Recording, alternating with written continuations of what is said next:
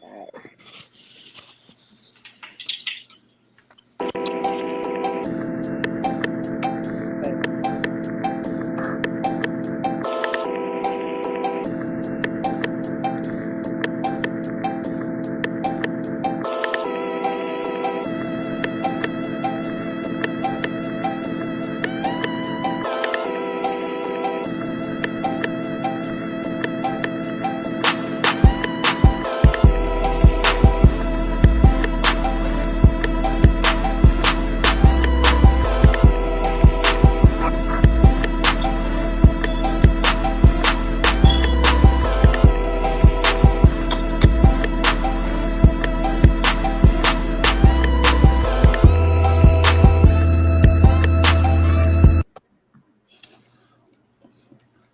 All right, all right. This is Play Your Part Podcast. This is episode 8, part 2. This transparency, the awareness, and the accountability portion of this podcast. And this is your host, B. Yeah, it's the Black Naomi Campbell. Yana Rochelle. Tanya. Reese Rivera. All right, guys. So we are back at it again for another good old episode of Small Business Segment. And I really enjoy these segments because it highlights different aspects of people and their businesses. And I would like to keep doing this, and I really appreciate you, Reese, coming out and, today's Mother's Day, guys, and whatever. But, I try to keep the ball going, but I appreciate you coming or whatever, and everybody else showing up, being on here on time. And we're going to start it off with your segment, Reese, and I'm going to go ahead and hand it off to you. Yep. So like I said, my name is Reese Rivera. I'm located in Austin, Texas. First of all, thank you guys for having me on the show. I greatly appreciate the opportunity to speak about, my portion in business and what I do, what I love, my craft. I am a barber. I consider myself a master barber. The label master barber is just I can cut whatever comes in my chair, take care of any situation that needs to be taken care of in the shop. I greatly appreciate the guy Brandon for reaching out to me and telling me to get on this because we got some business to talk about. Anytime I can shed some light on some business, I'm definitely there. Help somebody out, help the community out. That's what I'm all about. So a little bit about me. Like I said, I'm from Austin, Texas. Pretty much born and raised. I consider Austin to be home. I've been here 35 years now, right? And so I went to school here, high school standout football player. I thought football was going to be the path for me. Went to college, played at Texas State. Dropped out my first year because school was not for me. I have a learning disability. I'm more of a hands-on learner, and that textbook stuff wasn't for me. So I got kicked out of Texas State University, and as I retreated back home, my mother said, "You can't come back home. You ain't got a home. You got to figure it out." So that's what led me to my military career. The day I came back home is the day that I signed up to be in the Marine Corps, and I walked into the recruit station on North Lamar. I said, "How fast can you get me out of Austin?" And this was a Thursday evening. He said, "How does Monday sound?" And I was like, "Yeah, let's do it." Signed on the dotted line, took my test, and I flew out. I flew out to San Diego, California, where I did my basic. Spent 10 years, loved every minute of it. It was a really great opportunity for me to grow, learn some discipline, right? Because I didn't have that growing up. I was my mother was a single parent trying to raise me and my sister. She did her best. And I thank her every day for that. On Mother's Day, I thank her strong. We need more strong women for sure. So I thank her every day because she instilled in me some things that led me or that gave me success in the Marine Corps. I had a great, like I said, 10-year military career. I got out and I was at that point again where I was lost. I didn't know where I was going to go. And so I came to a crossroads where I didn't know if I was going to go work for a state job or a federal job. And I said, you know what? I'm tired of the somebody telling me what to do. I'm tired of being told what to do. I want to work for myself. I want something that I can put my name on. I can brand myself and pretty much just, go to bet on me. I'm gonna bet on myself. So I always loved the barbershop, the feel, the atmosphere. I feel like that's where I learned a little bit how to become a man, from sitting around, from being around the elders in the barbershop, hearing their stories and their life experiences. So I always knew that I was going to end up in some way, shape, or form becoming a barber.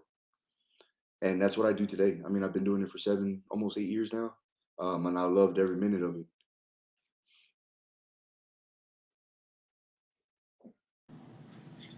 Well, yeah, I appreciate you sharing, man. Because coming from like me coming back to the area, like when I said coming back, because I was at Fort Hood in 2010, and I would always come back to Austin to frequent between here and Austin. It's just the sense of like coming back is the hardest thing to do. Is when you're a new person trying to find a barber. Like they think they fire, And but I'm a very that's mind-boggling to me, right? Like there's the industry it's oversaturated. There's a lot of barbers. There are a lot of barbers, but how many of them are of quality, right? How many of them can you really depend on and trust day in and day out to be consistent, to give you that same level of service that you come to expect from them, right? And that's why I consider myself a master barber, because I do provide that level of quality of service day in and day out. I've heard horror stories, from guys from Fort Hood, Camp Mayberry here in Austin, of guys saying, "Man, where have you been all my life? Like, I've been looking for a barber just like you my entire life." And I'm like, it's just, to me, it's mind-boggling, because you can sit in a barber shop and you can tell who can cut and who can't cut. yeah. Important thing too is like finding someone who can cut your hair at a quality where they're not rushing, they're taking Right, their time. right. They also give you good advice, as in like, hey man, when you're doing this, maybe you should use this type of shampoo. You know what I'm saying? Or hey, you need to use this. As some people have dry scalps and they don't really notice it until you're the person who sees their head from a different angle that they don't even see. That's And right. then it's almost like, and I always tell people like your barber always knows when you cheating on him, when you cut your hair cut by somebody else, because everybody has a certain contour lines. It's just like if you don't pay attention to details. Like I can say, one of my good friends, Albert, he was so meticulous about his haircut. Like we'll be sitting there getting a haircut, and then like he'll be in there, be like, "Nah, man, hey man, could you fix this right here? Because I don't like how this." And like I used to think, like, man, that doesn't even matter. But seeing it from his aspect of like how haircuts are like, it's a confidence builder. Same as when women go to get their hair done, it builds you confidence in yourself, and to also like you give a damn about yourself. You That's care about right. how you look. I try to tell my son that, like, don't be walking around looking like a mop head. At least look like a fine detailed mop head if you're gonna look like one. Get your line. Make sure you lined up. Make sure you don't look like you look like like you're well kept. So And when I tell my clients, when they come and sit down in the chair, I say, when you look good, you feel good, right? And when you feel good, you can attack anything. You can attack anything, because that's one less thing you have to worry about. Your appearance, right? You're ready to attack your success, right? Manifest your destiny. That's just the platform. It's already started for you. You're already there. I'm ready for whatever comes my way today, because I look sharp, you know. And so it's I feel truly blessed that I have the opportunity to do that for my clients, um, and give advice. Because You saw the last time you came in, Brandon, that we have new barbers in the shop. So now I'm in a position of mentorship, right? I'm teaching them that, how it is to become a professional, right? How to hold yourself to a standard, hold yourself accountable, from punctuation to being on time. If you give somebody your word, making sure you're following through with that word. You know what I mean? Making sure that you're providing the best version of you to the person sitting in your chair, because you don't know what they're going through, right? You don't know what they're going through. You know what I mean? And so if you can provide them with that little bit of relief, whether it be 30, 45 minutes, even an hour, if you can provide them with that little bit of relief, it'll probably make the world of difference in their lives. I think also what's important is also too is like it's a good reference point because like when you come to a big city or when you come into an upcoming big city like Austin, like you said, it's oversaturated. I can protest that when I went to Orlando. You think it's oversaturated here, Orlando, it's like oversaturated to where like it's almost like if I'm gonna come here and get a haircut, if it's not this guy, I have a backup guy, but if he ain't there, man, it's kind of like you up in the air and like you. I don't trust everybody with my. I mean, I can't say that now because I just want to cut it all off. But I'm just saying, like in the past, I'm talking about in Yeah, the yeah, yeah. past, like I can't trust everybody because if you have a receding hairline, you don't want somebody to keep pushing it back. So so like, and that's what people do. It's like you have to be meticulous about how you do stuff, but uh it's always good to refer people like being like, hey man, I don't have a barber. I see that all the time. I don't have a barber. Shoot, all right, man. All right, where you at?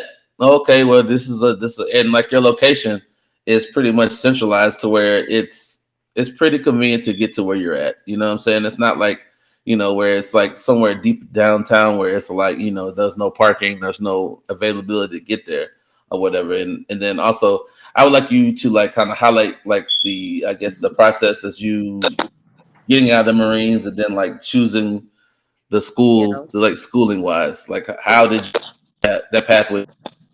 Yeah, so that's a great question, Brandon. So when I got out of the Marine Corps, I didn't know anything about Barber College. That's what it's called, Barber College, right? I didn't know anything about it. I was blind to it. I was naive. I was actually going to see my barber at the time, and he referred me to a campus that was opening near where I lived, right? And so I was like, oh well, it's a new school. I don't know how I'm gonna fit in there, or if they're even ready to accept students. So I tried a location down on Burnett Road. It's called Roffler's Barber College. There was a 2-year waiting list on that at that barber college. And he was like, there's no guarantee that I can get you in sooner, but I would recommend you putting your name down and we'll reach out to you. And I was like, I don't have 2 years to wait to become a barber. I don't have 2 years. One, I was transitioning out of the Marine Corps, right? So, I was needing something to transition to. We got bills, first of the month, rent, mortgages due, right? Light, water, gas, all the necessity you need for life are due at the beginning, pretty much at the beginning of the month. So I didn't have that disposable income where I could just say, oh, I got 2 years, I'll take it off and I'll work a part-time job or whatever. No, I needed to get into my next career ASAP. So I went out on a limb. I checked out the school that my barber referred me to, and it was called Jay's Technical Institute. And they were based out of Houston, Texas. And they were opening a campus right down the street from me in Elgin, Texas. Which for me, from where I live, it's probably a 15-minute drive without traffic, which is not bad. I mean, that it was a great location. It was away from the outgoing traffic going into downtown, and it was kind of like in the outskirts of Austin. And so I signed up at Jay's Technical, and I was one of the first 5 that signed up in the initial class. And when I went there with the hope and the promise that I would succeed and become a barber. My teacher at the time, Miss Tina, she was amazing. Great instructor, great instructor. She had this way of being really repetitive in her verbiage when she was teaching that it stuck. I did not have to take notes. It was weird. It was weird how she did it, right? Because like I said, I have a learning disability, right? I'm a hands-on.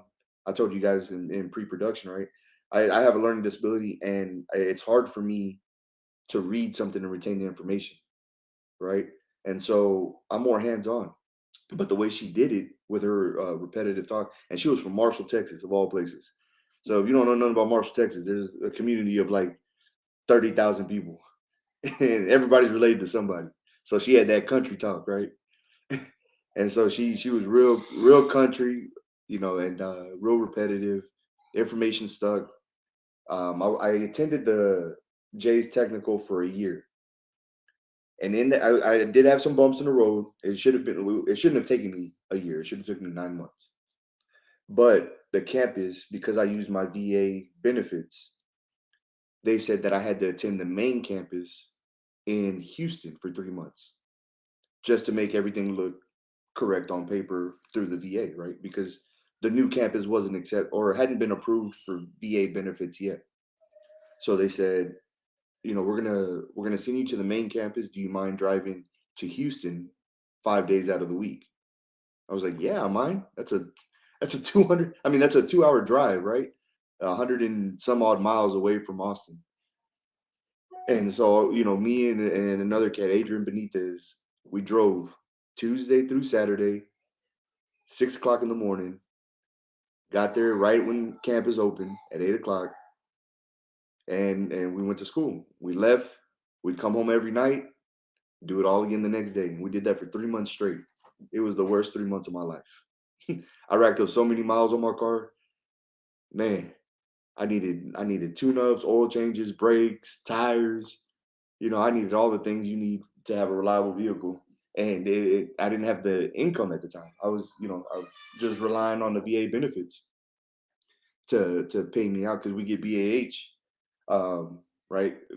Basic housing allowance, right? And so, I was using that to supplement my income while I was attending school.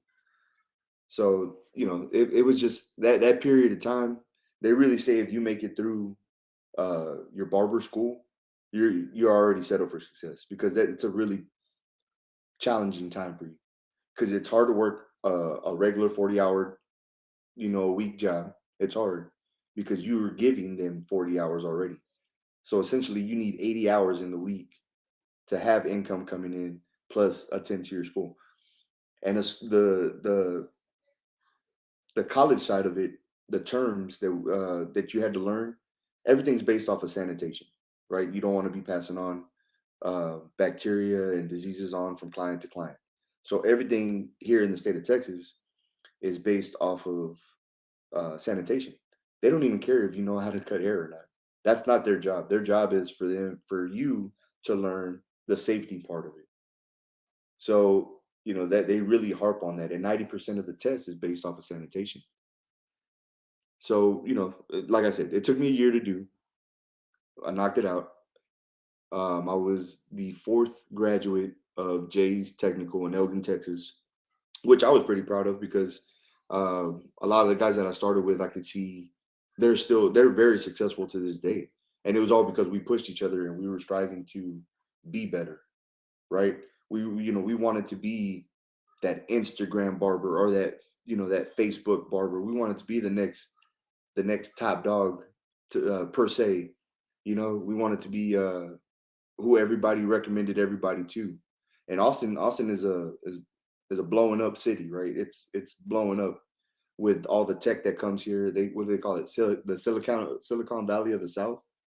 With with all the tech jobs that are coming, there's a lot of money to be made out here.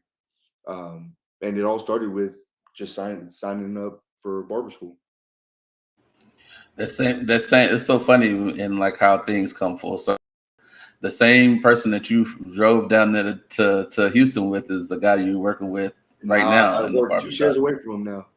Yeah, man, it's crazy. Like it's crazy. Like y'all went through y'all went through the gauntlet together, to like be able to like, it's almost like I have a deeper bond than other people. You know what I'm saying? Like, you know, it's way deeper than that. You know, even seeing you coming from, you know, the barbershop that you worked at when I first met you, to like seeing you like even like you were taking baby steps, but at the same time, I could see you breaking. There's nothing wrong with it. You're breaking away from you having to be like a reliance. You feel comfortable, but you broke out your comfort zone. Right. And I think that's like the thing where I see the most is when I see people break out of their comfort zone and actually being able to like take the wheel take the wheel and just be able to drive and be like, all right, this is what I wanted to do. This is where I want to be. This is my goal. And then go from there. And I said it once before that I was like, this is like, you never see this where I see out of the barbers that were in there at the time, I let anybody, Art was in there, I let anybody here cut my hair. And that's very rare that I ever would say that I let anybody in this barbershop cut my hair or whatever. Because, you know, it was you, Rob, Art. It was everybody who part of the old regime in the other place. Yeah, but it's just one of those things where you just get different quality. You get quality. Everybody gives you this. That gives you good quality haircuts in there. But like I always say, it's all about what you stands out the most. And I think what stands out the most to me is I feel like that once you go like everybody's on some hurry up, let me get a haircut and get the person out of there. Reese, you take your time. You're very detailed. You make sure you stay on point with your equipment. You're on point with. You're always upgraded. It's not you having the same clippers you had 10 years ago or 8 years ago. You're always upgrading, and you're always doing something that's very innovative to make the person feel better. Like nobody ever gives people like those, like, you know, the after massage, like your head and your shoulders, and everybody's like, oh man, that's all extra. No, man, it's like something that sticks with people. You know what I mean? People don't understand. Like once you remember that, like, yeah, it's a extra service that you're doing to make yourself stand out among. Right. I started doing so. It's funny that you bring up the massager, right? So a lot of the clients that I have never had that before, never had that experience. So I have this hand massager that just fits on my hand. And, you know, I just go across the back, maybe down the neck a little bit, but nothing crazy, right? Because, you know, I'm trying to provide an experience. So a lot of the clients that were coming in, they were like, you know, oh, I've never had that before. I said, well, you've never been to a real barber. I said, back in the day, barbers used to, you know, give massages. Because, you know, going to a new barber is stressful enough. I'm trying to relax. I'm trying to relax you, you know what I mean, to trust me, you know, with your hair and your beard and, you know, and shaping you up, lining you up, getting you looking right. You know, it was a really eye-opening thing for me because it was something so small. Like that initial investment in that little hand massager, right, was $60. That thing has paid itself probably 100 to 200 times over just with that. Just with doing that little bit at the end of the service. And you're right. I mean, that's the one thing that people keep telling me all the time. Is, oh, are you gonna do the massage on me? You gonna do the massage on me? Yeah. At first it was like, oh man, what is that? What are you doing? And it was shocking people, right? You know, people were feeling like uncomfortable. Or, you know, men we're so macho that another man can't, you know, give them a massage, you know, at the end of a haircut service. And it had nothing to do with being, you know, whatever, any type of way, right? It was just I'm trying to relax you. I'm trying to make sure you leave with something that you're gonna refer to another client. Oh man, this barber's dope. Like he gives you a massage at shaves your neck with hot lather, you know, he lines you up. It's a great quality cut. Those are the things that people refer to their friends. Those are the statements that are made to their friends, right? And so I'm just trying to make sure that I stay relevant because this is a timeless art. You can be a barber at 20, and I've seen barbers cut at 80 and 90 years old. You know, and it's a timeless art, really. I think also too is like when everybody sees it, it's not even about. I mean, if you're secure with yourself, you're secure with yourself. It's just something different, like you said, the massage, and even like people don't even like. I feel like old school is like, leather strap or either whatever, however you want to do it when they line you up with the razor. A lot of people like they think like a regular lineup with some clippers is gonna cut it suffice. Like no, the razor lineup makes it look crisp. You know what I'm saying? It stands out, the most. So like I think that's why I say the details are more important than just the haircut itself. Because people say, "Oh, I got a haircut. Yeah, okay. I got a temp fade. All right." But what's going to stand out? That temp fade is going to stand out on that temp fade. So I just feel like the details are more important, just as important as the haircut. Yeah. So when I was going to Jay's in Houston, it was two totally different experiences when I was in barber college, right? So Elgin, country, predominantly white, older community, right? So I was learning how to do gentlemen's cuts. Gentlemen's cuts, that's all that came in through the shop. Gentleman cut, kids cuts, gentleman cuts. When I went to Jay's in Houston, it was predominantly Nigerian hair. So you could see how that was a big flip for me, because I was like, oh man, I've never done haircuts like this on this scale before. We were pumping. I mean, Jason Houston stayed busy. It was one after another after another. I mean, it was just rolling. It was a machine, right? And they had 2 or 3 instructors working the floor, trying to help, making sure that you didn't mess up ethnic hair, right? Me, being Latino, I didn't know how to work on ethnic hair or coarse hair, right?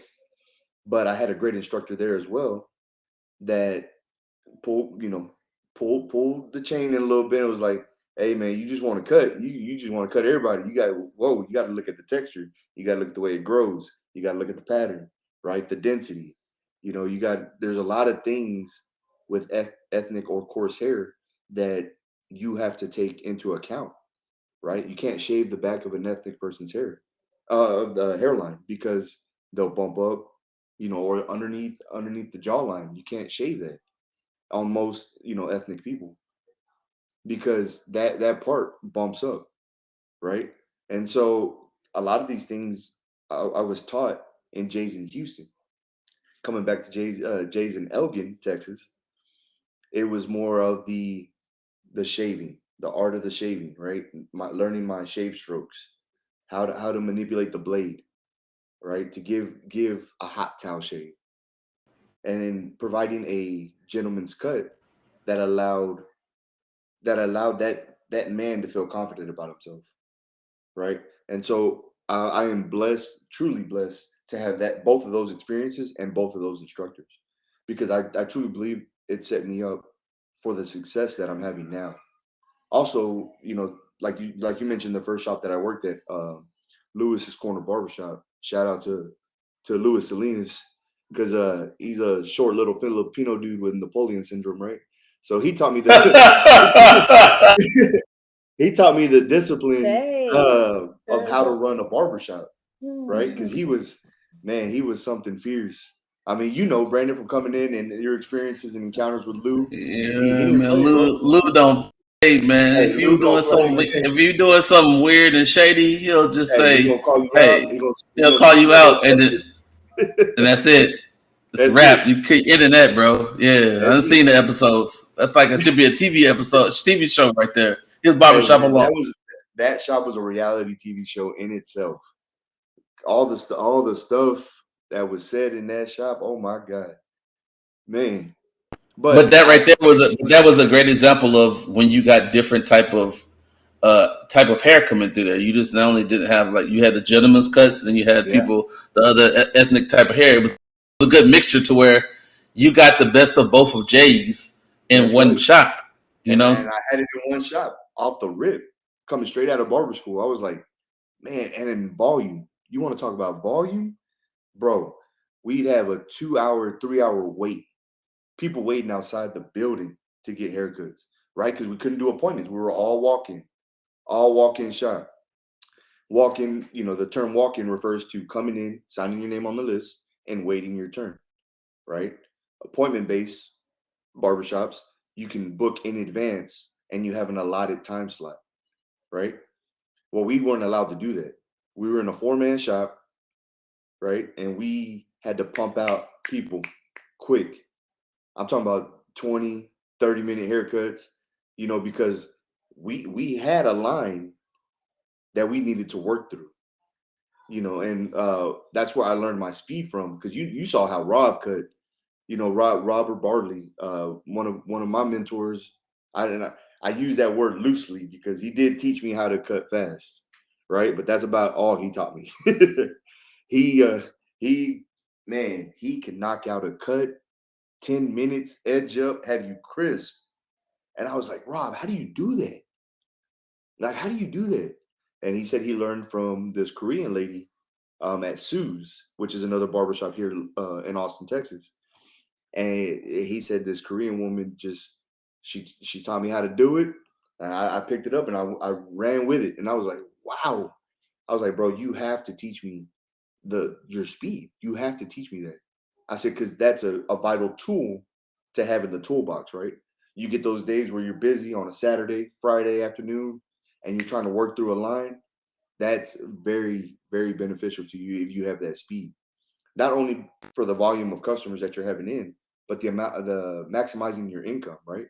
So you're maximizing the potential income that you could take home that week with that speed that you build. Arturo Moreno was the other barber on my left side who taught me the finesse of the game, right? Taught me the blending part, how to fade from a very short amount on the sides to a very large amount on top, right? And his fading was, it still is to this day. His fading is A1, and I give him all the credit for teaching me how to fade like he does, because he was very artistic in the way he approached the haircuts, right? He saw an image of what he wanted to do to his client, and he attacked it and flawlessly. I'm talking about just from the angles, the corners, the symmetry of each and every haircut that would leave his chair was just amazing. And so I think that's the most important part, is being able to blend. Everybody can cut, but not everybody can blend. And he was like his name is Arturo, but he was an art. He was like to watch him cutting hair, and that's how I judge people when I get who I want to cut my hair. If I see you and I watch how you blend, I'm like, you're not touching my head. I'm gonna look at this person. Oh hell no, you're not cutting my hair. All right. I like how he takes his time, he blends, he does this and this. I've seen it before where you're not trying to hurt nobody's feelings. It's just, hey man, I don't like anybody just cutting my hair. But it's very important. It's like, even though you went to school, you still are learning in the process. It's like a dojo. You're learning from different people's different styles, from different ethnicities, to see how you can just get your repertoire to be your own style of how you do things. You know what I'm saying? So, man, that was well put. Yeah, it is like a dojo. It is like, you have this toolbox that you go to, right? And you have all these tools in it. And, the more you put in this toolbox, the more you can pull from it, right? Oh, I've done this before. Or this is how I was told to do it. Or this is how I was shown to do it, right? Anytime you can reference back to something, you already are one up in the haircut attack, right? You're already one up. Oh, okay, I know I can do this. It's simple process. I'm gonna go skin 0, 1, 2, 3 to the top. Scissor trim the top, give him some texture, send him on his way. Clean up, edge up, all the way around. All that's already manifested in the consultation process, right? Like all that, I'm doing that. I've already pictured how this haircut's gonna come out, right? In the first 2 minutes of you sitting in my chair. I think also it's also the advice too. Me going from like having hair to like I'm not gonna look like Gullah Island. So I was like, man, what should I do, man? Man, you still got hair, man. You can still do it. And I'm like, Hey, I'm man, a realist. we try to save it, Brandon, don't we? We I try to know. save I was being a realist, and I was like this. Hey, I you will were being not. a rebel, bro. You were being a I was rebel. like this. I was like, I'm just gonna keep cutting it. And somebody said, man, you know your hair grows back fast. It just, I said, yeah, in certain areas, just start getting patchy. So I was Yeah. like this. No, if I just felt like that, I just go ahead and cut it. Maybe a 0 or 1. Call it good. That's what the advice you gave me. And I was like this. Yeah, that you're right. I didn't want, but it's other ways you could do. You can use keeps or whatever. I'm just type person. If it's gone, man, I'm not really Hey, no connected reason to it to like try to that. save it. No reason to try to save Nah. it. Well, I tell every man that is experiencing hair loss, try to perfect the art of growing a beard. It takes the attention off the top of the head. If you can grow facial hair, if you can grow a beard, it takes the attention off the top. Big You know what I facts. mean? And so, the beard is in. I've got nothing but compliments on my beard. As a matter of fact, funny story. I had an 8-year-old kid last week come in, and he's sitting in Raymond Walker's chair, the owner of the barbershop I work at, and he looks over at my end of the shop, and I'm all the way in the back right corner, and he looks back there, and he goes, "DJ Khaled works here?" And I just started laughing. It's not the first time I've heard that, right? I've heard that before multiple times. But coming from an 8-year-old kid, I was baffled. I was like, man, how do you even know who DJ Khaled is? You're 8 years old. And so I hit him with, "We the best." And he just lost it. Bro, he was like, "Oh my God, I can't wait to tell my friends the barber's DJ Khaled at the shop. Oh, I can't wait to tell my friends I met DJ Khaled." And so, man, that's to me, those are the moments that I cherish in the shop. Those are great experiences for me. From somebody so little as an 8-year-old kid to somebody I've done, funeral processions, right, where I've gone to and gave them their last cut, and to see the generations, of people, man. Those are the memories that I cherish. Reese, I got a couple questions for you. Oh, Okay. No, go ahead, Kevin. That's what I was going to say. Oh yeah. So you used the term master barber. I mean, y'all went into it a little bit in the pre-production and while we were talking. I mean, while you were discussing and everything. Could you give us like a definition of what you think that is? I know you said you can cut several different type of hairs. Your Right. quality is better than the quantity. Right. So when you get in a position to where whatever comes into your chair, you don't feel nervous or afraid to be able to attack what that customer is telling you.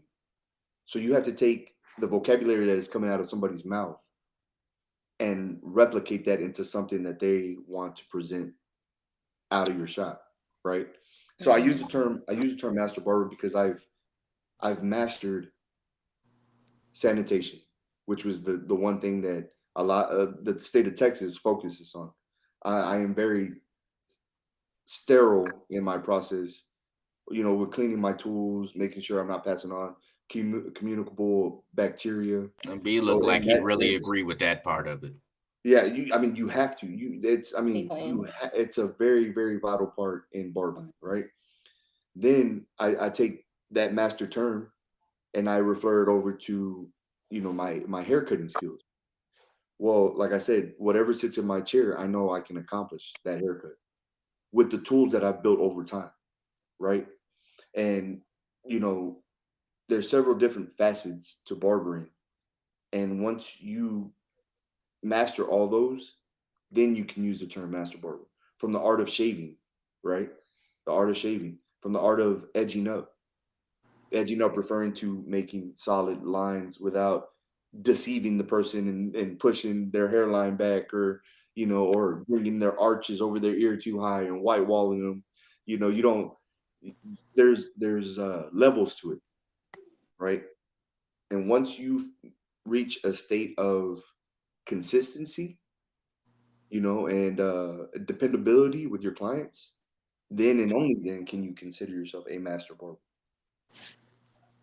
For sure. For sure. All right. So I got a couple more questions here. All right, so prices. I know you told me beforehand when you want to say it for the people. I know. Yes. All right, I'm gonna let you go ahead and put yours. Okay. So in Austin, if you're going to a chain barbershop, you're looking at 70, $80 in Austin, Texas. Right? That's a full service haircut, beard shave, hot towel, massage across the back. That's a commercial place. And when I refer to commercial, it's the same barbershop chain multiple times, right? So you have one in North Austin, South Austin, East Austin, West Austin. That's a chain. We're a one of one. We're a traditional barbershop with a modern twist, right? And so our haircut prices start at $35 because we want to hit that demographic that's right in the middle. We don't want the wealthiest. Don't get me wrong. If they come in, we'll be able to attack it. And we're trying to accommodate for our environment, right? So we're in a low income area, but we feel like we provide a service that warrants a $35 charge for a haircut. Full service for us comes out to $55, $60. That's before any gratuity or tip. That is our price. We've gone up over time, as the economy, the inflations are going up. Things are more expensive. That's the reality of it, right? That's the reality. That's a great price for full service. That's what I'm saying. Because I mean, like we talked before, I was like, I spend $35, $40 for a haircut here. And they don't do anything like anything what you're talking about. The massage, just the hot leather and everything, to like shaping you up like that. I said that's pretty dope. Yeah, so we give a little more to build the customers that we want, the customer base that we want. We want a blue collar shop. The working man shop is what we refer to. And the reason why is because you can go off and I had an opportunity a couple years back, and I cut Earth, Wind and Fire's hair at ACL. That was a great event, a great time. It was awesome. Made great amount of money for one evening's worth of work, but that's not sustainable, right? That's not consistent. That's a one and done or one in a lifetime experience for me, in most cases. Yeah, for right? sure. And so, I'm going to give them the best version of me, but why can't I do that to the everyday working man as well for a quality price? Because those are the guys that are going to come see me every week, 2 weeks, 3 weeks, a month. Those are the guys that are coming back to me on a regular basis. And so those are the guys that I tend to try to give them my all, because I'm relying on them, to be a loyal. That's that consistent coming back. I'm being consistent. You gonna consistently coming back because you like it. Consistently come back. Exactly. All right, I got two more. So I know you said you're working at a shop now. How long did you spend in that first chair, man? I said I heard. Yeah. So, man, in the first chair. So it's funny because the shop that we referred to earlier, Lewis's Corner Barbershop, he had a different mentality of thinking, right? He could have isolated me and put me in the first chair. He did not. He said, I'm going to take the new guy. I'm going to put him in the middle. I'm going to put the veterans around him, right? So he can learn from his left and his right. He has two guys in his ear because we have 2 ears and one mouth, right? So he can listen more and talk less, right? So, he did. He put me right in the middle of the shop. I was the new guy. My personality is what stood out first of all. And, learning from those two veterans was really beneficial for me. And then, really it took me about 3 months. It took me about 3 months before I was able to say, okay, you know what? I think we can take the training wheels off, and I think I got this. Oh, for sure, for sure. That sounds like a man with a vision right there. Yeah, I'm telling you, Kevin, I knew what I wanted, and I wanted to achieve it so fast. So I picked Lewis's brain, Arturo Moreno. I picked his brain. I picked Robert Barley's brain, and I talked to them so much to the point where, like, dude, there's more to barbering, or there's more to life than barbering, right? But to me, I was so brand new into it. I just wanted to learn it all. Throw it all at me. show me. Let me build my toolbox. All right, that actually leads into my final question of you got any advice on, you said earlier about how you decided to bet on yourself instead of going with these government federal jobs and everything. Do you got any advice for people trying to bet on themselves? I'm a firm believer in entrepreneurship. Be an entrepreneur. Go out there, grind, hustle, be your own boss. Don't be afraid to take that jump, that leap, right? Because you never know how successful you can be until you test the waters, right? For sure. To this day, it was the best decision for me, Kevin, that I've ever made for my family. I'm teaching my son how to grind, how to hustle. My daughter is an every day looking at me. She comes to the shop, she'll help sweep and clean up, and I'm teaching her valuable life skills that are going to translate over into her adulthood. I'm trying to build a legacy of advice. My dad said this. My dad said I should do this. I said, oh yeah, I had one of those jobs back in the day. Come in, sweep up. You gonna sweep up this hair? Sweep We're up gonna this give you hair. $10. That's right.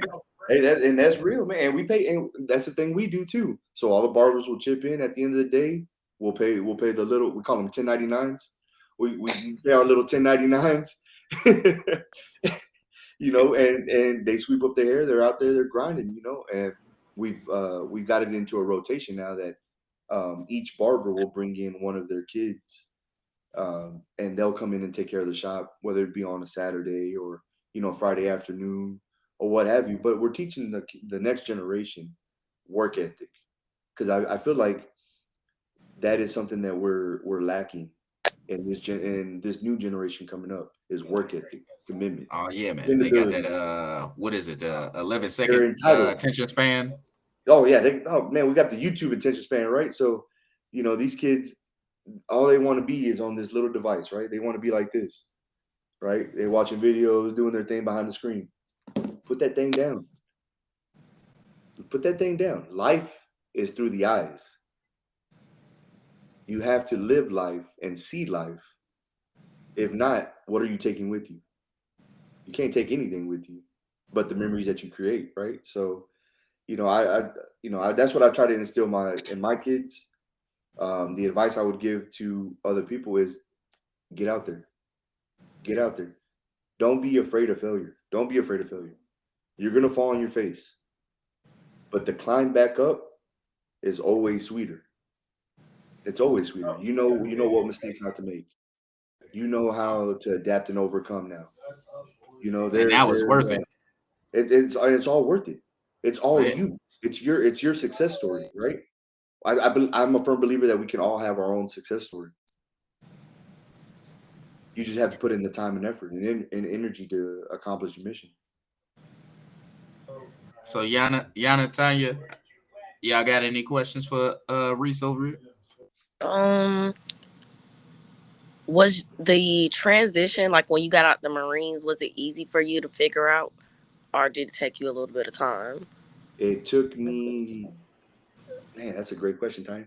It took me almost 6 months to the day after I got out, and I was on a run. I was running because I was still trying to stay in military form shape, right? I was still trying to stay in shape, and I was on a run, and I stopped in the middle of the run, and I said, "What am I doing?" I said, "What am I doing? I'm putting this wear and tear on my body for no reason."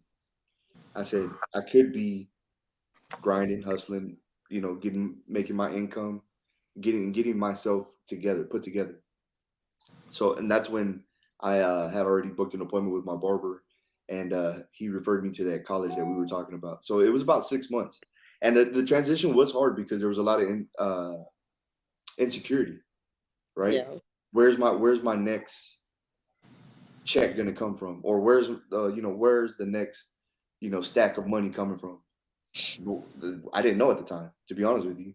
And my wife, sometimes, my wife was just starting her teaching career, and she had to do like an internship type job before she became a full-time teacher.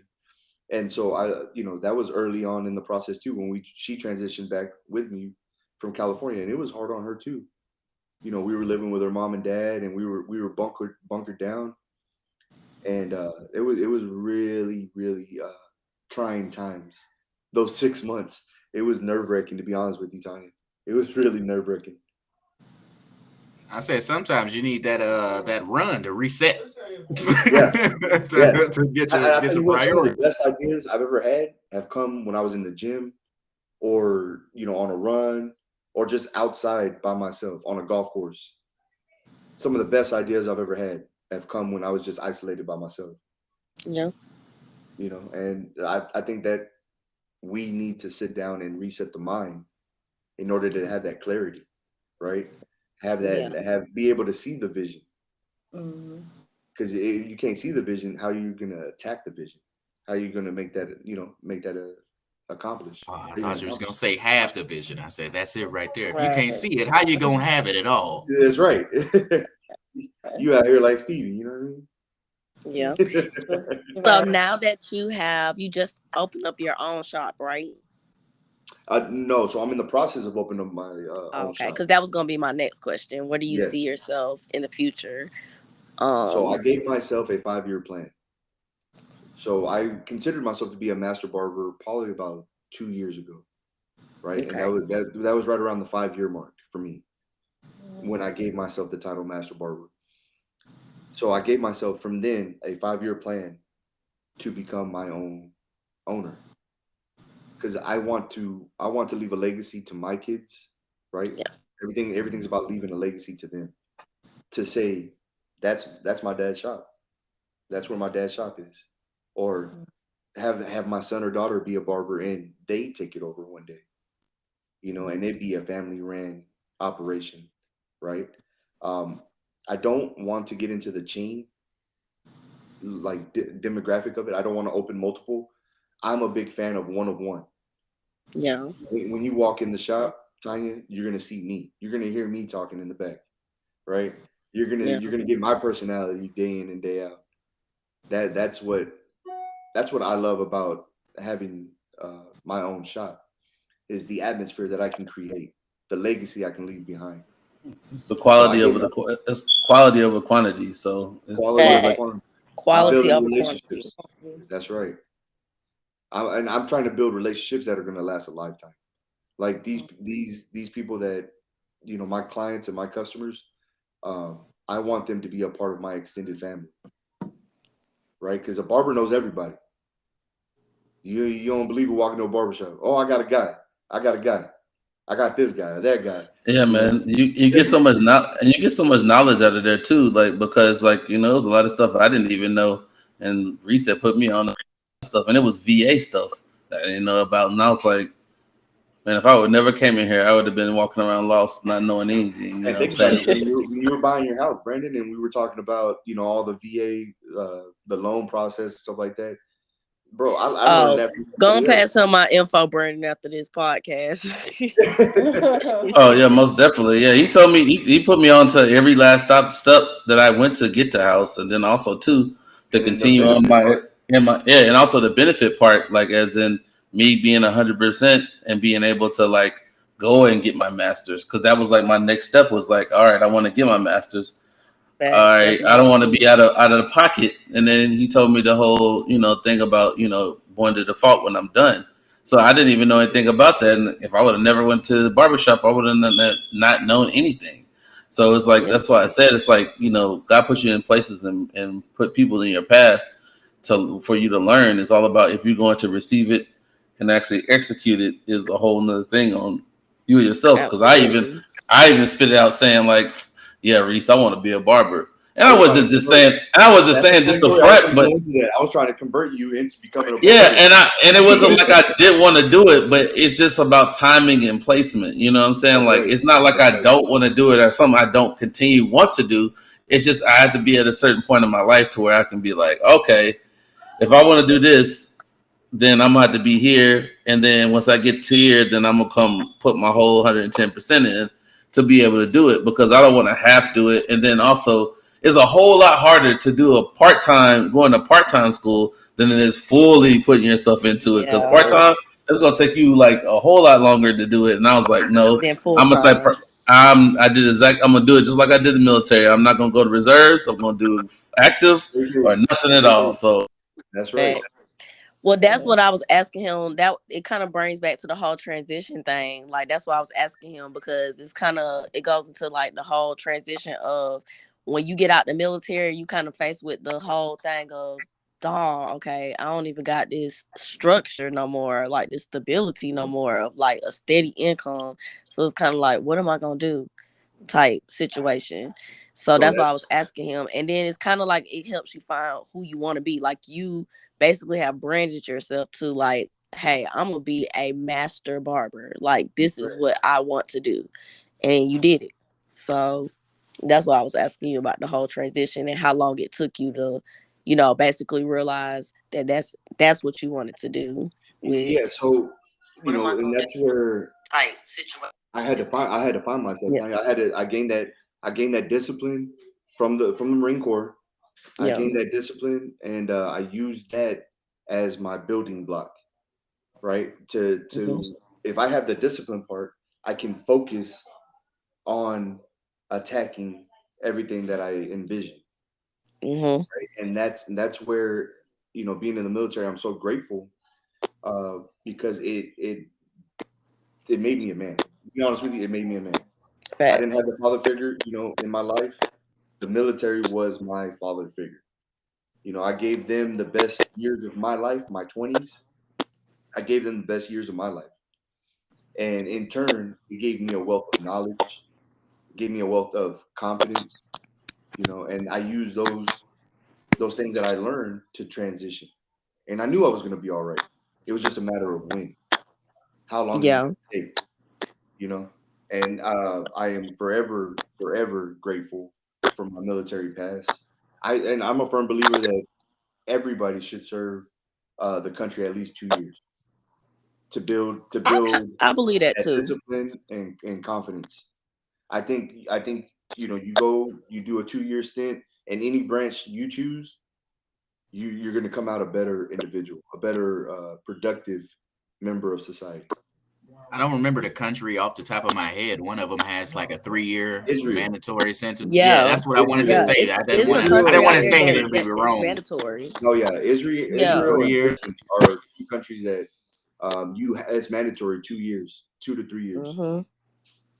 I didn't So want to say that's the one that I thought, but I didn't want to say it and be wrong and be people coming right. at me in the comments talking about no. Yeah, but I'm kind of a firm believer of that too because I feel like I'm trying to my oldest, she finna go to middle school and it's probably a little bit too early for us to be talking about what she want to be, but the mentality she has is she likes bossing people around, and I always tell her all the time like these ain't your soldiers, like these ain't your soldiers, girl, and That's I right. be trying to push on her like maybe you need to go in the military so you can get some soldiers Yeah, because I feel like what you said, like you having that experience of like a year or two, that is like I learned a lot, like discipline, structure, respect, integrity. Lord knows you learn a lot of integrity.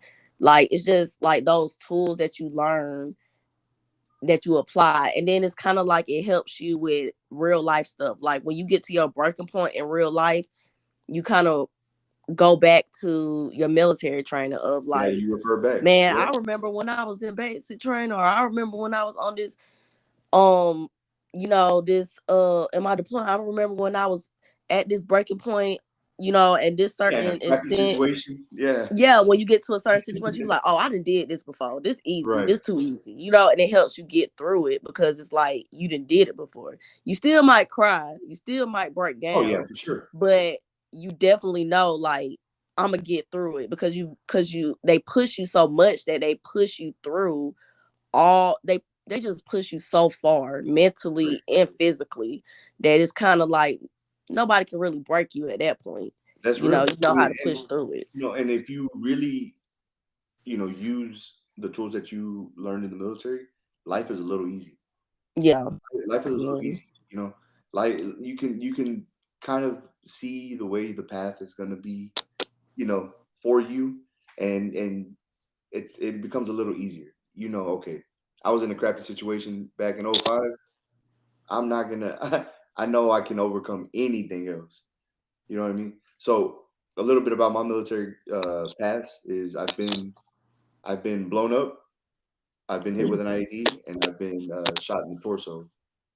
Right when I was in Fallujah, and so I always refer back to those moments, and I use those as I know that I will be fine.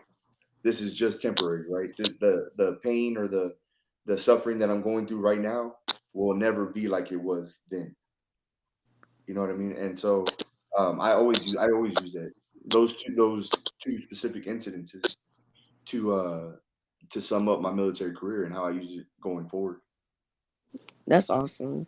I always get jealous. I'm like, darn, man, I always want to get deployed. I would say, Tanya, too. I have a daughter that's in the 8th grade, and if your daughter has a boss mentality, let her have it. Yeah. Let her have it. Let her have it. Let her have it because it's an Man. independent way of thinking, right? It's an independent. I'm bossing you because I'm going to be in a position of power one day. Yeah, okay, I can see that. Yeah, because my daughter's the same way.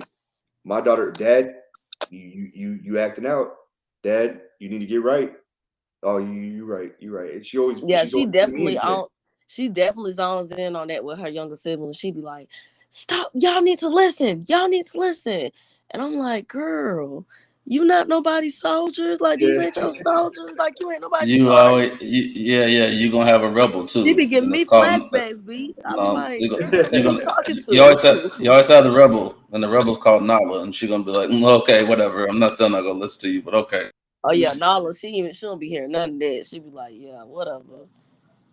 All right, guys. I appreciate you, Reese, coming and sharing. Like it was like wealth of knowledge and information, man, and kind of tell them where they can find you here in Austin, or where to get a haircut. As you guys see on the screen, I'm located in Austin, Texas, off of Palmer Lane. I work at Original Walker's Barbershop. We hours of operation are Tuesday through Saturday, 9 to 6 Tuesday through Friday, and 9 to 3 on Saturdays. My number's available. My Instagram is Reese ATX Barber. You can book through the link in my Instagram. I also have my Facebook is Reese Rivera. Yeah, thank you guys for the opportunity to come out and speak. Brandon, thank you. Kevin, thank you. Ayanna and Tanya, thank you so much for creating a platform for me to express what I've been through, and hopefully I can be of service to somebody out there that is that's lost and needs a path. Because I'm a firm believer that when you're doing well, pass the knowledge of how you got there to the next one. Extend your hand back and bring somebody with you. You know what I mean? And let's all come up together. Absolutely. All right, picture, man, and once again, he's at Original Walker's Barbershop, guys. Check him out, man. So say you don't have a barber when you go to Austin, you got one now. So I greatly appreciate it, man, and I want you to go ahead, and I know you're cooking for Mother's Day, and I appreciate you taking the time out, man. I want you to go check on your wings or whatever, so nobody else will tamper with them. All right, man. We'll catch you later, bro. All right.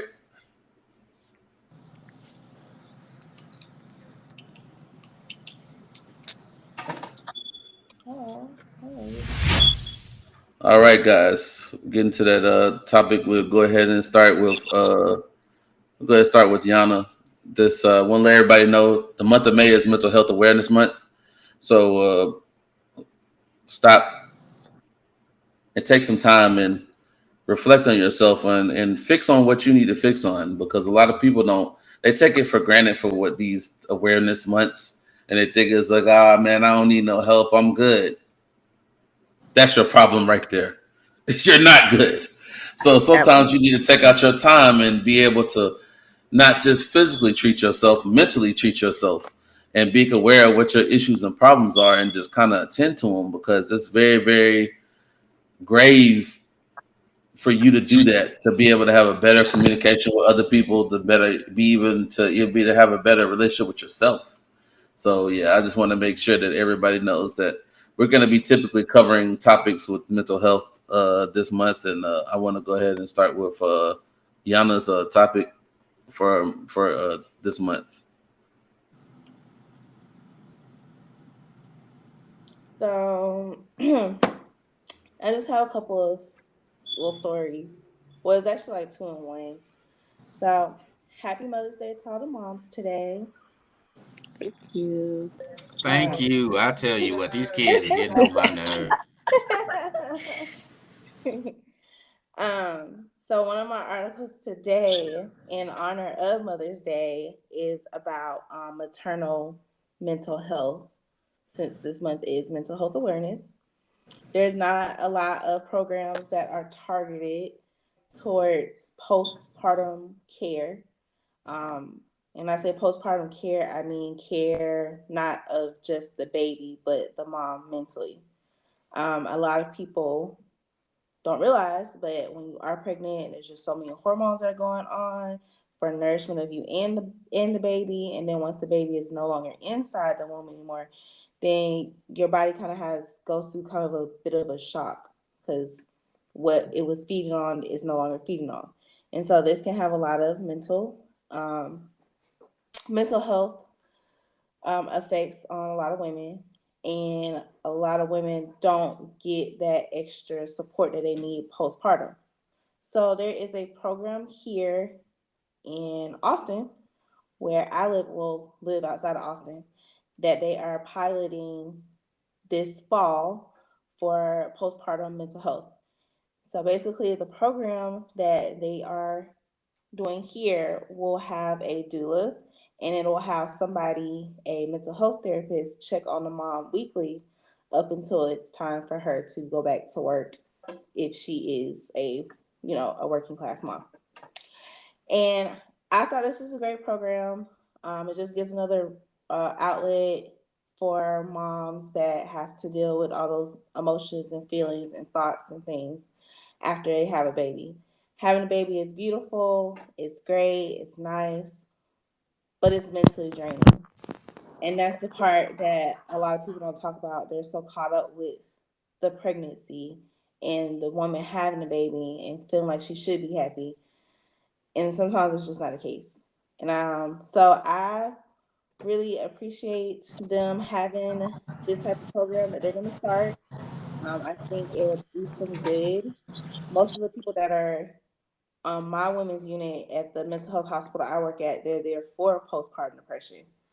So um, I don't know. It might be a stepping stone to help women maybe come out more and talk about their mental health status after giving birth, and maybe keep those numbers down so they don't continue into a worse mental health way post having a baby. So, I was gonna bring that up. I'm glad you said it. Postpartum depression. A lot Yes. of the new mothers that I speak to and everything, they say that that's like a real thing, especially when you suffer from something like anxiety. So like, I mean, you already not feeling the greatest, and then you start thinking, well, what if the baby doesn't latches? What if like I'm gonna be a terrible mother? Where's the father? No, Yes, postpartum is real. And a lot of times you'll go through it and you don't even realize you're going through it until you have that moment where you're like kind of like the moment where you're like really, really in a bad place, where you're having really bad thoughts. And I don't know, I feel like it's normal. I feel like a lot of people don't understand that is normal. Like it's normal for especially first time moms. Like you have to understand that you're doing something for the first time. You've never been a mom before. You've never done this before. This is something that you're doing for the first time in your life. So, it's kind of like that's something that you have to go through. And Lord knows it's it's definitely, you definitely need people around you that can spot it, because a lot of times when women are going through postpartum, they have really bad thoughts, and when the postpartum turns for the worse and they start acting on those thoughts, that's when the people that love them need to come in and support them, because you've seen a lot of fatal postpartum depressions. Yes. Where like the kids' life is lost, or both, or the mom, and Yeah, they take out the whole family. yeah, I think sometimes, like, as men, it's a different aspect because naturally we're not the nurturers of the situation, so understanding it's kind of like it baffles you until you have to experience it yourself. Like in the I call it the mini series of when you had to do when I had to when I didn't have I wasn't around when Asaya was little. I heard she was pretty bad, but I didn't ever witness that. So I was like, oh, everybody's talking crazy. I don't know what you're talking about. Nothing wrong with her. But when I had to deal with Kalia, and I had Kalia from the time she came out of Yana till now, I was like this. I'm gonna see how you do it. I said sometimes you should want to be like, and I'm not even joking. Like I want to choke you. I and really those are do. thoughts that you And literally have when you saying like I want to choke you. I just want to leave. I want to yeah, walk out the room. You're getting on my yeah. nerves. I would say how y'all do it, and I was like this, and she was greedy. She was a breastfed baby, so I was like this. I knew to shut you up, I had to give you a bag and a half of of breast milk, and I was so attentive of Yana's. You pumped today? Don't leave me without no ammo. Did you pump today? How much did you pump? You got enough. I got enough. We got to stock up in the freezer. It was so oriented around making sure that I had enough because that's what it was. It was about. And I was like this. As long as she had this one and a half, her little wine stuff, I could deal with that. But when she got hungry, it was like everybody had to stop everything. And I had two other kids that was in the background too, having to like make sure they got a bath, make sure Elijah was good, make sure Asaya was good, and at the same time you got a lap baby. So that was a lot. So I'm like, y'all I got it. definitely think I think other kids make it harder. I definitely think that, Yeah. because when you got one kid, you can cater to that one baby. It's like, yeah, you getting on my nerves, but you all I gotta cater to. When Right. you have multiple kids, it's like, man, I gotta cater to you. Then I got these other rats I gotta cater to. You don't have that time. You never have time for yourself when you have multiple kids. But one thing I learned with having kids is, hey, I've never heard a baby die from crying. They never, you know what I'm saying? Okay. Like, when the baby be crying, you done fed them, you done changed their diaper, they Nurse comfortable, them. they just crying for no reason, man. I ain't never heard a baby die from that.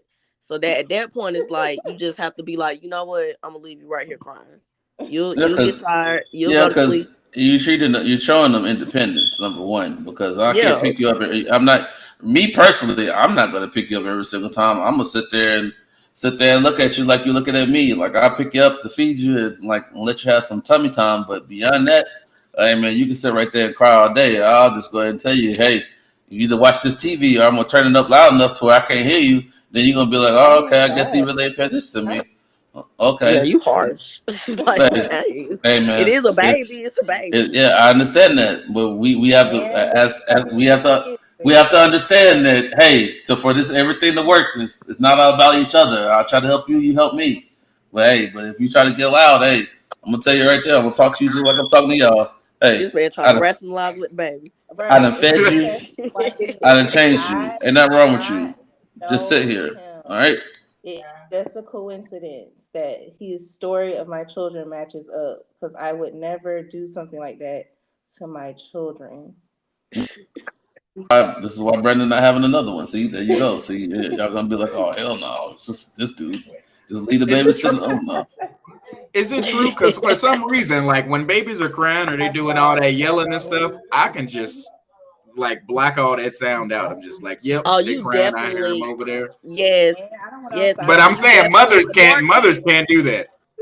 No, that's No. not true. You definitely, the more kids you have, the more barriers you build. Yeah. Like my fourth child, my son, man, he start crying, be like, yeah, I'm used to this. At this point, it's like, I know man, that cry. That wasn't a life-threatening cry. that wasn't a He's all life right. threatening cry. Like, I Do like I do. remember. I just sit there and look at you, being like this. You done? yeah, Okay. like All right. I'll walk like away. even with my son, I literally walk. I literally walk away and be like this. You still crying? Or you good? You good? All right. I didn't got so good. I didn't got so good at it. I know a lot of life threatening cry from a planned cry to To fake. a somebody that hit me cry to Hungry. somebody that hurt my feelings. I've basically broken down every cry at this point. So whenever I hear a cry, I'm like, yo, I know exactly what this cry is for, and that basically gauges whether I'm gonna pay attention to it or not. Like I'm So like, yeah, I'm not paying attention I to it. know that Kevin doesn't have any children that we know of. Thank God. And so have you given anybody in your life, a sister, a cousin, a significant other, any type of postpartum maternal support after they've Oh, had? that's a good question.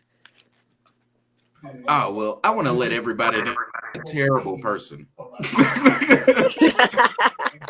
So God. I no, because my whole thing is like I know you're going through it, like the depression and everything. I was like, you just gave off a lot of endorphins and everything. I know you're gonna be sad and stuff. I'm here for you. I'm not gonna leave you. I'm here for you, but I'm not gonna just be sitting here like, hey, I'm watching you. I was like, but if it goes off the deep end, I'm there for you. Like you know, I'm just like right here. I'm a phone call away. He I'm like one right of next them to you. people that give you a manual, like, Right, here you so go. here's manual. I said You go over it's there. a 1 through 10 scale. If you made it past a 6, you call me immediately. I'm here for you. Call me. Wow. I feel like that's Okay. fair. That's fair. They're not my kids. They're not I my kids. understand where you're coming from, Kevin, because at the end of the day, some people they don't have it. Like they can't do anything for you. And like if you one of those people, like I'm not qualified, experienced, nor do I have the tact to deal with this situation, pass it to somebody who can. Nah, it's because like I'm aware of the situation, so I'm gonna still check on you every day. You can ask like Yeah. my sister, my female best friend. Like I'll be calling them every day to just like make sure they're good. And like I said, I'm here for you, but I'm not gonna be here just like with a spyglass, just like, hey, what's going on today? Did your mother feed you? She ain't acting. She ain't doing any irrational things out here. So Yana, was that the 2 for 1? Oh no, the other half of it, because one of those was like them opening up that program for postpartum. And my other article was about why others' mental health is important as their physical health. So like I know when we started the whole podcast, we talked a lot about men's mental health and how it's really hard for men to just come forth with the state of their mental health because of shame, masculinity, or just trying to make it seem like it's not real. Or some of them just not used to it. They're just not. Yeah, I had an article. It was on the New York Times, and it was basically like a comparison of the mental health of moms pre-pandemic versus post-pandemic. So like a lot of studies lately, especially when it has to do with mental health, has been comparing pre versus post COVID pandemic, because obviously the pandemic brought forth a lot of things. And it was a really good article. It was just really giving factors as to reasons why moms put their mental health on the back burner. So it did have some interesting numbers. One of those was only 40% of women, and these are moms that were surveyed, but only 40% of women that report their mental health, and this is whether they report it to their doctor or whether they report it to their OBGYN, because you guys don't know, but when women go in postpartum to OBGYN appointments, one of the main questions that they're asked is, how are you mentally feeling? That's every time you go up until you get cleared to go back to work. And so doctor appointments like that, only 40% of those women actually report their mental health. And then of those 40%, only 25% of those 40% actually follow through with help. And that's either counseling, psychiatric, medication, therapy, um, therapy, or group therapy programs. And things that they are saying that are factors as to why this is obviously a thing is work related. So a lot of women, they work full time. So I mean, I have school half my time, work the other half of the time. It's just really no extra time in between there, between trying to make money to live, to actually talk about my feelings. So that's a factor. School was another factor. Other children, like my sister said, when you have one child, it's kind of easy for you to just kind of balance certain things. You be like, okay, I got this one kid, they do this one thing, they're on this one schedule. But when you have multiple children, that's multiple personalities, multiple schedules, multiple interests, like you just be happy if you pass out and not hurt each other so you can just go to bed, like Facts. at the end of the night.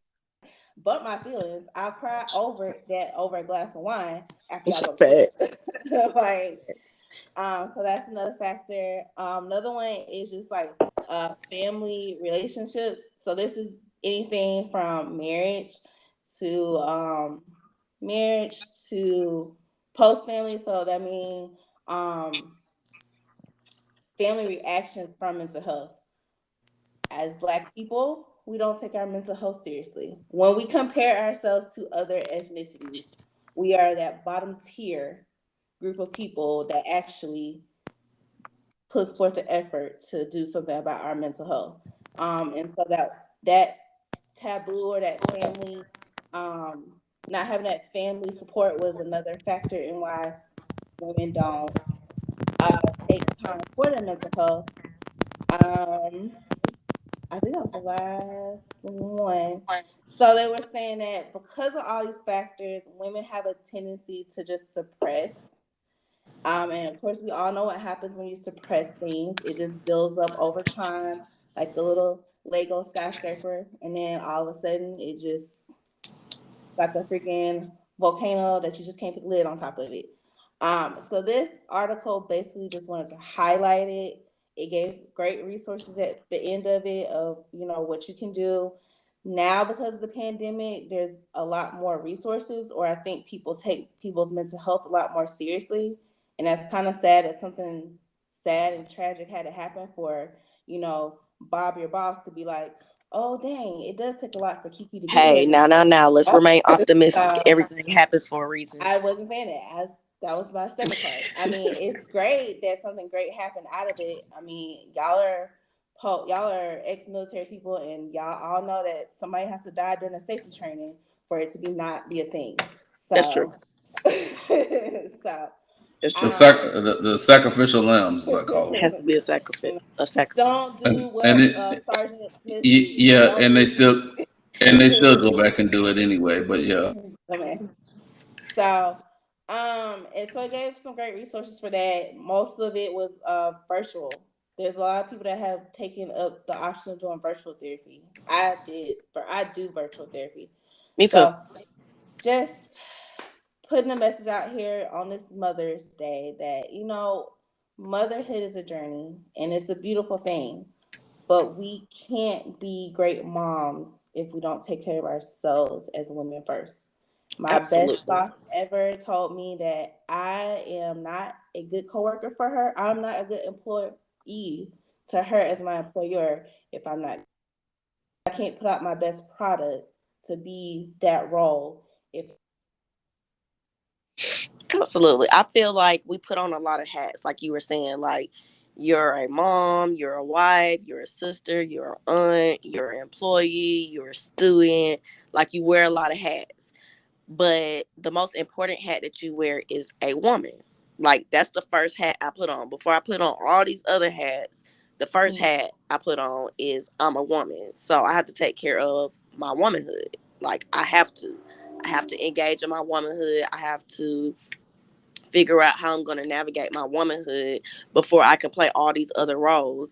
And if I'm not, you know, happy within myself, or if I don't have the stability and I can't sustain myself on what I need to do to be happy or what I need to do to be established and focused, then all these other roles, they're just gonna fall to the wayside. Like, you know, I feel like therapy is important. Like, people don't take therapy serious. Like, they just like, man, why I'm gonna pay somebody to talk to me about something? You don't, even if you have to take therapy with like a best friend or a brother or some, you need to talk to somebody. You need to talk to somebody at least once a week. Like, talk to somebody. Clarify, somebody who's not gonna give you terrible advice. Yeah, you're right, Kevin. That's You're not gonna right. give you You're the- right. You're right. Talk to somebody that's not gonna give you terrible advice. That's true. Because, you know, at the end of the day, like, talking about your feelings, like, don't just feel like your feelings aren't valid, or talking about your feelings it's not gonna fix nothing. It might not fix nothing, but, you know, it's good to get it out. Even if you journal, write it down, do something. And I think that women, we just play so many roles that we forget about the most important role, which is that we're women first. Yeah, and you used to couldn't take that hat off. Yeah. Look, Kevin. I didn't say anything. You gonna have us out here. You gonna have people commenting. Okay, comment like I said used to. All right, guys, we're gonna go to the. Is that Yeah, we are stuck in traditional, stuck in so many traditional gender roles that there's not an outlet like that for that, because it's not supposed to happen. True. All right, we're gonna go into the next topic for Tanya for the spot narcissistic, psychopathic. Oh my god. We have a good. We're gonna do that one first, but we do have another one that's, you know, more positive. Okay, so Brandon, I'm going off of no computer because I left my computer at my mama's house. Sorry, y'all. It was Mother's Day. I had to go visit. We're just gonna talk about that one. The other one, remember, we're gonna do that one next month. Oh, okay. The agility. We're gonna do that one next month. We're gonna do the spark, the narcissistic psychopath. Sociopath, Brandon. Oh yeah, sociopath. My bad. Okay, so first I want to give the book definition. Narcissism is a personality qualities include thinking very highly of oneself, needing admiration, believing others are inferior, and lacking empathy for others. That's the definition of narcissism. Sociopath is another term for antisocial personality disorder. It's a mental health condition where somebody persistently has difficulty engaging appropriately with social norms. And the difference, because I want to be like specific on what the difference is, sociopaths are more calculating and have no regard for the welfare or pain of others. They are most likely to derive pleasure from their acts. Narcissists differ because their actions are usually targeted towards self-inflation, and any harm done to others is usually as a result of them pursuing some kind of goal. So that's the difference between a narcissist and a sociopath. They're both selfish. They both are out for self gain, but a sociopath will get pleasure out of the pain they cause, where a narcissist may unintentionally cause harm. Does a narcissist feel bad, or is it just? I wouldn't say that they feel. I'm not an expert. This is just my personal opinion, or based off what I've read and my personal experiences. I wouldn't necessarily say they feel bad. I feel like they would do anything to achieve their goal, you know. So So as if long that, as I met my as goal, long as then I I'm met cool. my goal. So if that causes you any type of, you know, pain or displeasure, You know, I'm not necessarily looking to cause you pain or displeasure, where a sociopath is actually looking to cause you pain and displeasure. A narcissist is not looking to cause you pain and displeasure. They just are, because they're just looking for reaching their goal, just their self-gain. So that's the difference. I wouldn't say they necessarily get pleasure out of it, or they, you know, do it intentionally. They don't do it It's just a intentionally. necessary evil that he Yeah, just had to go. basically. It's just like an unnecessary evil, basically. So, have any of y'all ever dealt with a narcissist or sociopath? First off, Yana, you got something? No. If you had something, Why are you laughing? I said, first off, I got to change my Tinder profile. Not a sociopath. I am a Right. narcissist. No. You said you're not a sociopath. You're a narcissist.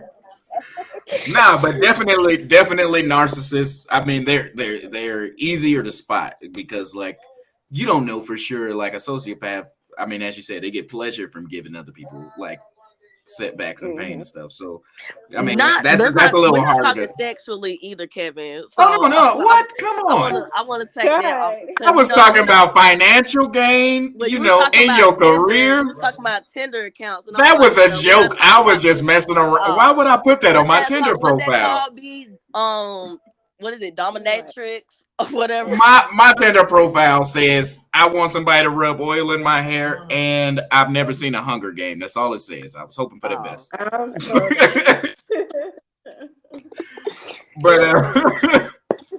But yeah, I said definitely narcissism. You can point out those traits in somebody who will do anything to get ahead. I mean, B used to say the term for them all the time. He'd be like, they be dry snitching out there. No reason why they brought that up. You ain't even finna gain nothing from it. You just doing just to say But I said a sociopath, that takes a little bit longer of like observing somebody to be like, oh, they just like doing that stuff. Like they caused that problem because they wanted to see problems with them. Absolutely. And it takes you a while. I feel like it takes you a little while to figure it out. I feel like everybody has narcissistic tendencies though. Yeah. I feel like we all are selfish in a way. I feel like everybody looks out for themselves in a way. Everybody goes for what they want and, you know, climbs their way to the top some kind of way. I think what makes it narcissistic is that when you just basically have no regard towards how you're going to get it or how you're going to reach that goal. You know, like I have no regard towards what it's going to do to you, her, him, nobody. I don't care. I'm still going to go do it. I'm taking my ambition to a whole nother level. So I think that's what. Like you said, a lot of us are have narcissistic traits. You think it's any way? I mean, just from being selfish, you think it's any way to like people can get away from that? Definitely, I think that because I catch myself all the time. Like I'll catch myself and I'll be like, "No, I want it this way. I don't give a f how you feel. Oh, I don't care." And then I have to gauge myself and pull myself back in and be like, "Man, I literally be like, oh man, I'm turning into a narcissist. Let me come back to reality." You know what I'm saying? And be like, no, it can't be like that. Because that's like, I think that's what sets you from narcissistic tendencies to being a narcissist. When you can kind of gauge it and be like, I'm doing too much or I'm going overboard with, because everybody, I mean, it's okay to be selfish sometimes. Like, it's okay to be selfish sometimes. It's okay to stand your ground, set your boundaries, do what you want to do with your life. It's okay. But you have to be able to gauge it where you're not inflicting or causing, you know, anybody else around you any type of harm trying to do that. So when you gauge it and you kind of pull yourself back in and you're like, okay, is what I'm doing going to benefit everybody else around me, or is what I'm doing trying to reach my goal going to affect these people negatively. I think that's what kind of keeps you from being a true narcissist, because you're able to identify that you might not be pursuing your goal the right way. It might not be as effective as you think, or it might not be the right, your plan might not work for everybody that's going to be a part of your journey. You know what I'm saying? So that kind of keeps you from being a narcissist. But then there is like a thin line of every Very, decision that you make isn't gonna be beneficial to everybody. I said, I very, mean, like you said, sometimes you do have to be selfish and be like, very. "Yo, this is a must that needs to happen, and you're not gonna like this. This Yeah. isn't gonna That's turn why I out." said it's about overindulging. Like, I could eat a chocolate cake today, but I'm not greedy unless I eat that chocolate cake every day. You see what I'm saying? So that's like you said, that's kind of what sets you from being a narcissist. Like, I might can eat a chocolate cake today, but if I'm not eating a chocolate cake every day, I'm not greedy. I don't know, So Tanya. It's I'm not dinner choosing to be time. You selfish. eating that chocolate cake. I don't know if that was. But I'm saying, like, that's just the analogy. Like, if I'm being selfish today, but I'm not selfish every day, then I'm not, indulgent in being a narcissist. I'm Yeah, just, for sure. I'm having that balance. Mhm. But what do you think are some red flags? Or do you think there's any?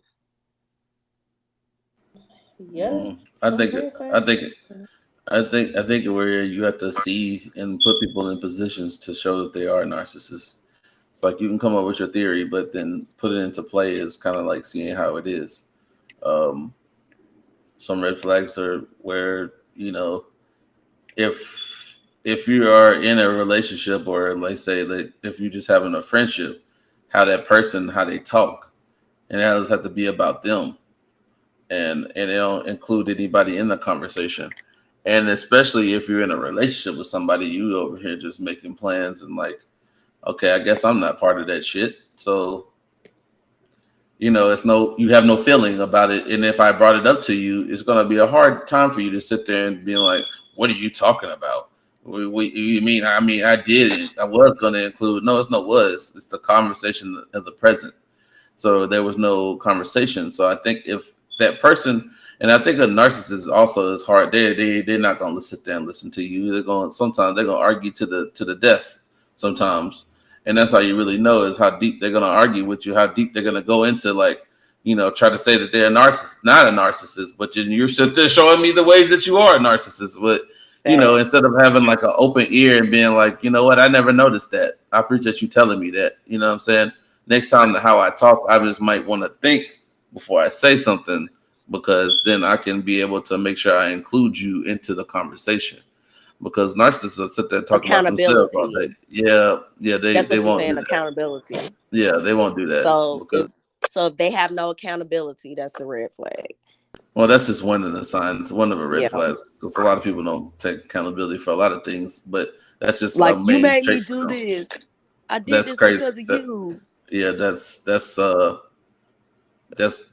definitely a red flag. They'll tell you to Facts. run and don't come back. That's like some icon type deal. Look what you made me do, Tina. What you say? What you think, Yana? So I looked it up. It says lack of empathy, accountability, preoccupation with envy. That's crazy. Um, preoccupation with envy, treatment of other people as objects. That was interesting. Mm-hmm. And the last one that was on there, entitlement. Yes, definitely entitlement. Well, I, they don't want to take advice from nobody either. Well, excuse me, they don't want to take advice from people who they think that that's not qualified for them to give the advice to you. You know what I'm That's saying? it. They'd be like, you know, how the hell would you know? You don't know nothing about it. But little do you know is I have a whole wheel of stuff in here that you could be listening to, but I'm not the person who you look up to. I have to be in a certain platform, upper echelons for you to listen to. That's why you got things messed up too. Is they don't listen to the common folk. They only listen to But they people who. really don't listen to nobody. Like a true narcissist doesn't listen to anybody. Like they have that Right. whole complex of I'm right. Like it's nothing you gonna tell me that I'm wrong. Nobody's gonna tell me. I could sit here and the judge could be telling me I'm wrong, and I'm still gonna feel like I'm right. Like they just have that complex.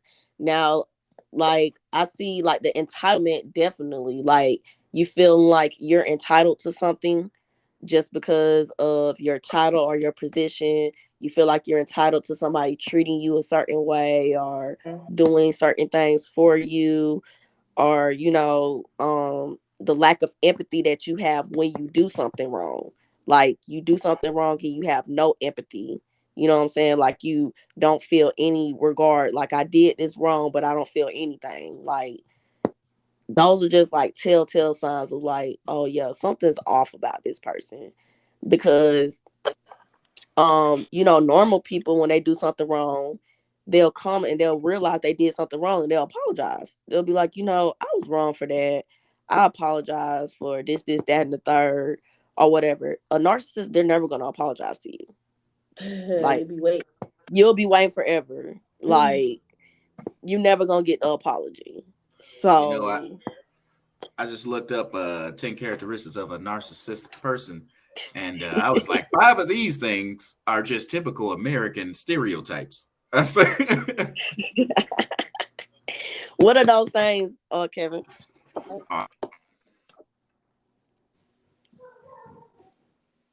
let me get back to the list real quick. I had to log out. All right. First off, we ain't never apologizing for a damn thing.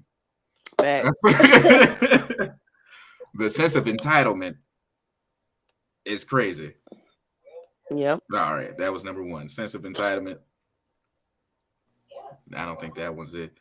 The lack of empathy, I mean, unless it's for other non-brown people. Having excess of pride, that's 4 right there.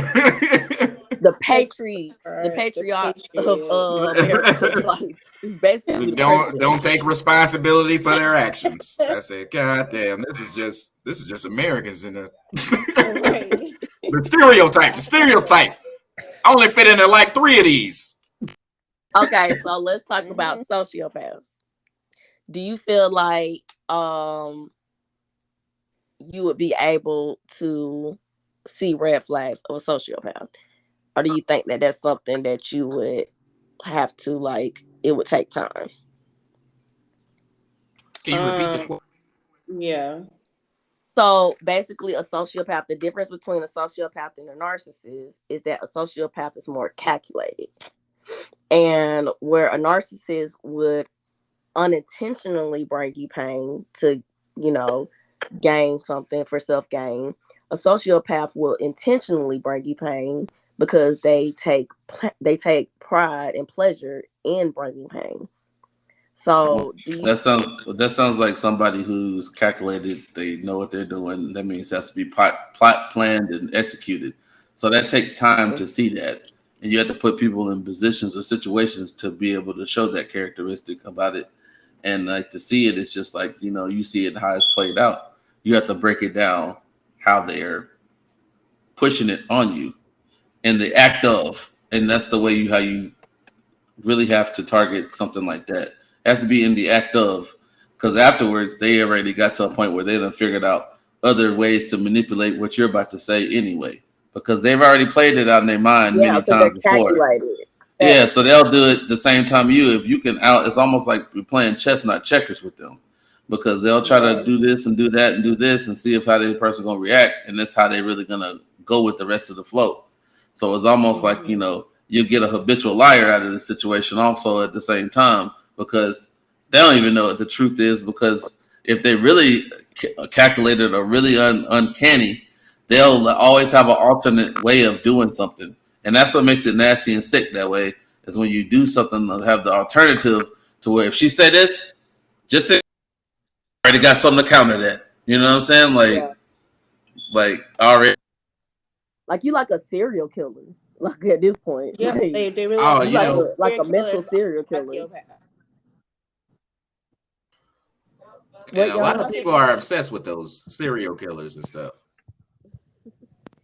I'm just saying it's kind of like how calculated you are. Like a serial killer is calculated like that. Like okay, I'm going Yeah, to most kill of them are like sociopaths. this. Like yeah, basic. Oh, yeah, you're right. So we're describing Kanye. No, man. Yeah, he really is. Well, I just feel like you He's said. both. He's claimed to be a narcissist. He said that. I'm gonna add that Yeah. narcissistic sociopath because He knows what he's doing. He just doesn't care. And that's what a Unless sociopath it affects is. him They like a know what narcissist. they're doing. They know exactly what they're doing, and they don't care because they take pleasure out of what they're doing. That's They know him. exactly what they're doing. They know what they're doing is evil, conniving, wrong, but they don't care because they take pleasure in it. well, he did tell you. I feel like sometimes I feel like killing myself, but I love myself too much to do that. So I'll just kill you. Right.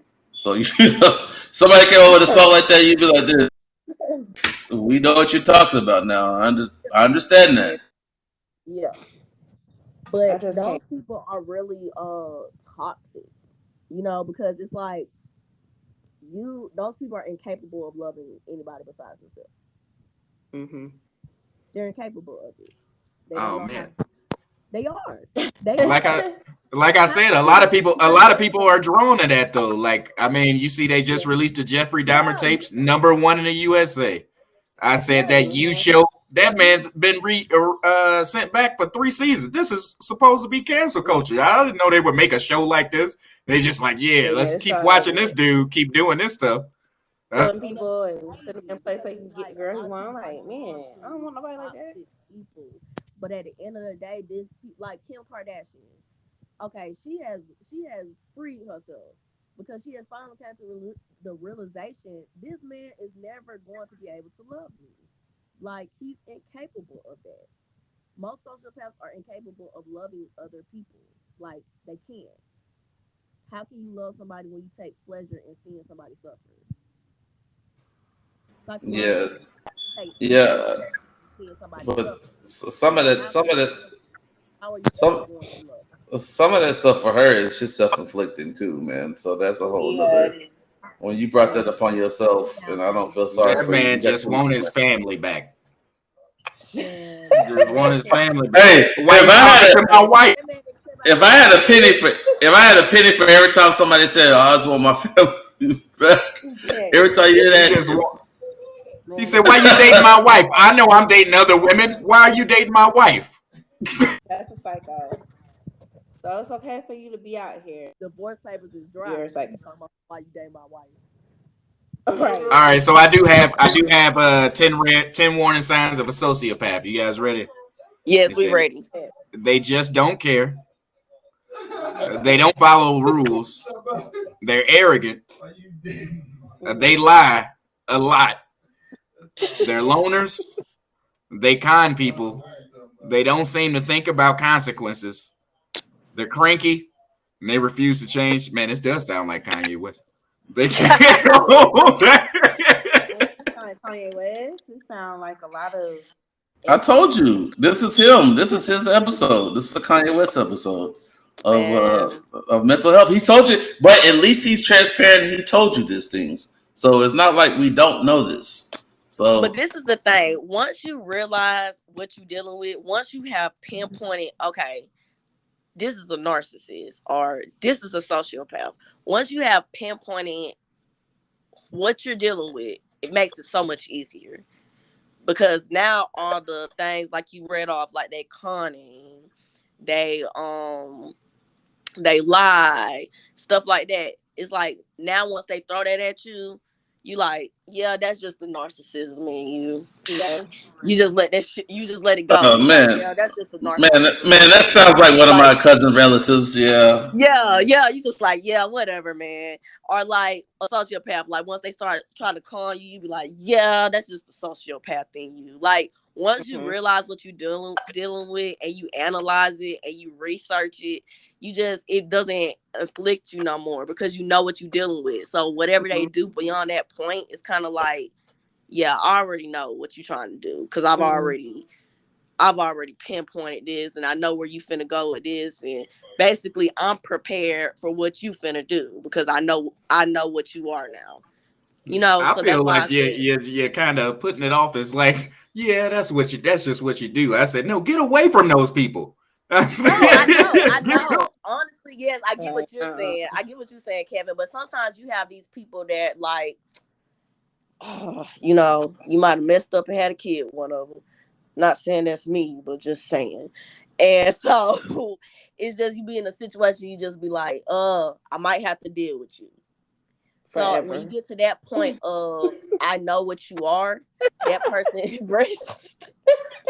I'm saying, but when you get to that point of I know what you are, the things and the tactics that they use to throw at you, it doesn't bother you anymore. Like Yeah, my because you can see therapist it said, coming. yeah, I see it coming. Yeah, you see it coming. You Like be my like, therapist okay. said, people don't change. My therapist taught me this. He said people don't change. You know what I'm saying? Once a narcissist, always a narcissist. Once a sociopath, always a sociopath. Once a cheater, always a cheater. You know what I'm saying? Like they don't change. These people don't change. They get better at it. They get better at what they do.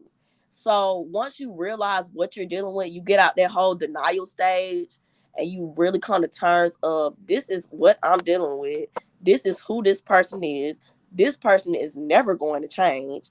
Then you can start preparing yourself for it. Like nothing you really say or do is going to bother me at this point because I've already researched you. I've already analyzed you and I already know what you're going to do before you do it. Heard it So, before. and it that kind of gives you in the prison. But like you said, you can also get away from these people. But easier said than done when you know already messed up. But shut up, Rich. 13 more years. 13 more years, people. Yeah, a whole lifetime. Man, no, no, no, no, no. Like I said before, hey, sometimes who you lay up and stay up with, you learn about them, and then you just kindly dismiss them out of your business. You just gotta learn how to do Fact. that, and that's how you to minimize contact with those type of people is minimize the conversation with them because you can't indulge in the Facts. conversation. Once you stop indulging the conversation with them, then they're not even a factor. They can be, let's say that they are your children's parentals.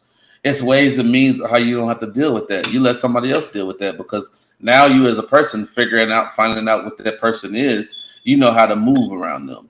That's why I just don't tend to be around certain people because I know you move funny. I don't like how you move, so I just kind of stay out your way.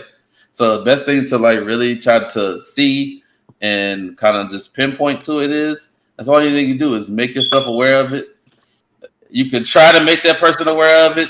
They probably not going to change, but that's your decision at your point when you can't sit there and cry and complain about this person's a narcissist, but you keep drinking that Kool-Aid. I choose not Fact. to partake it. I choose not to partake in the activities that And they that's where condone. you set your boundaries. I set my boundaries. I build my gate with the wires and the rabbit Yep. pit bull facts. Yeah. And it's like, man, you come through this, man, you really tried.